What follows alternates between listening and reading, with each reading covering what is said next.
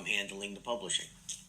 So we were getting ready to reprint two books, the TLC, Teachings of Lord Chaitanya, and the Krishna book. One of the artists had been working for the better part of almost a year on line drawing sketches that would appear in every chapter of the Teachings of Lord Chaitanya.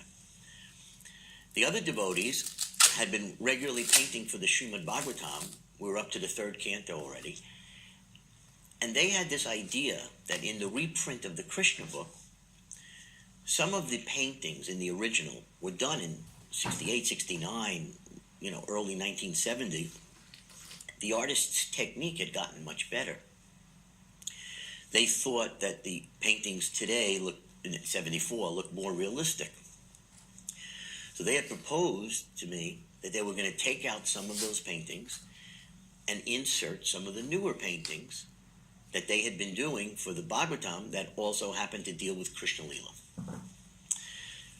Okay, so it was my task to fly back to LA. Prabhupada was getting ready for his 1974 visit, and present all of this to Srila Prabhupada as my first official meeting and act as a BBT manager.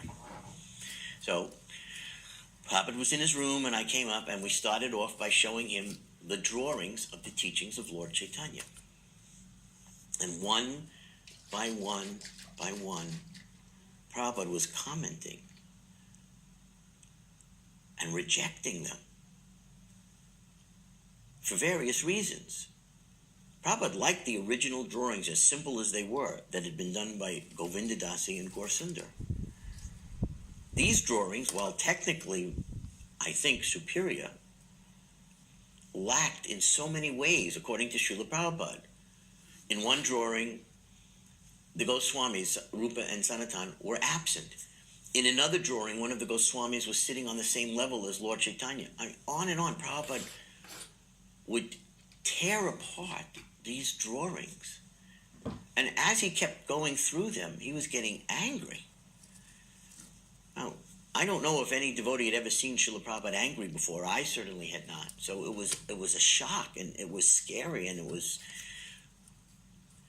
I was very frightened. And the conclusion was we weren't going to use any of those drawings.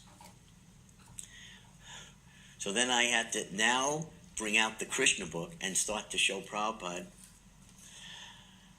the paintings that the artists wanted to take out and the press devotees wanted to take out, and the new ones that they wanted to insert. So I introduced the topic, and Prabhupada said, they want to add paintings? I said, no, Srila Prabhupada, they want to replace paintings, not add. In some cases, they are the same scene, they think they painted it better. In other cases, they want to take out paintings that they think were painted too long ago and they're not painted in a serious way, and insert other paintings, not of the same Leela, but just because they're technically better. Prabhupada said, what? You have no authority to do that.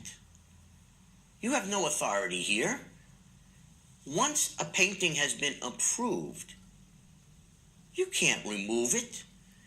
If you want to repaint that pastime, and if the new painting is better, shows more detail, shows more Leela, more character, that might be considered.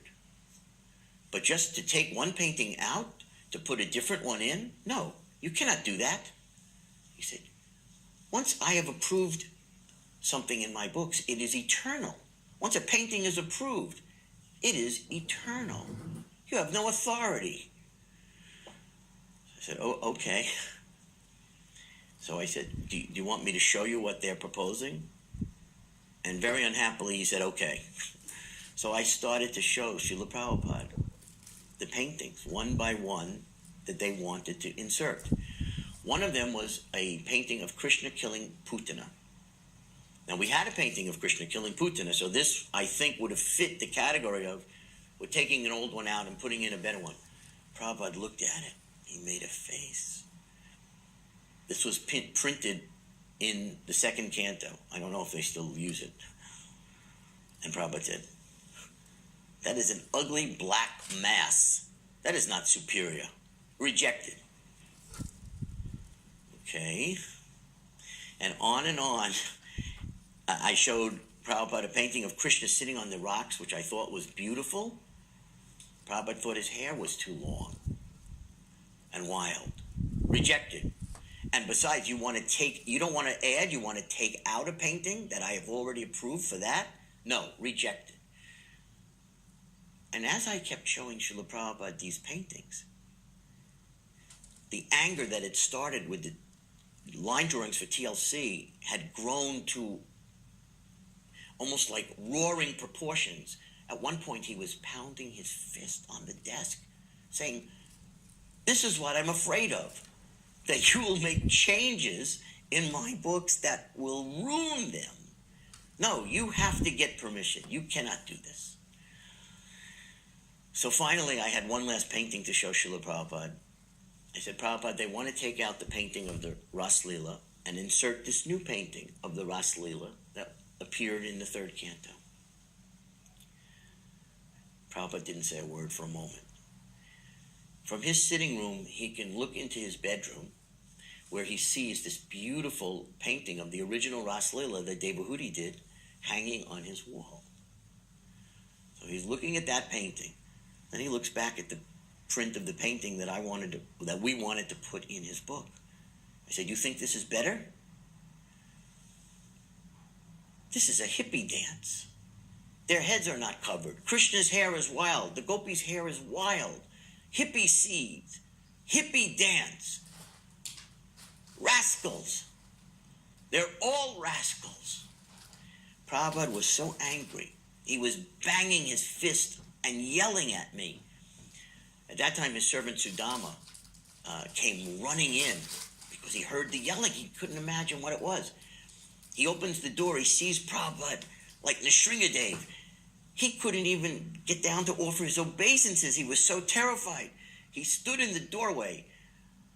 On one foot, he lifted himself up with his other foot and covered his eyes. He couldn't bear to see the scene. And then Prabhupada said to me, "Get out." And he threw us both out. It was the first of many lessons that Prabhupada gave me about making changes in his books. On that walk, Srila Prabhupada talked about a few different things. One of them being who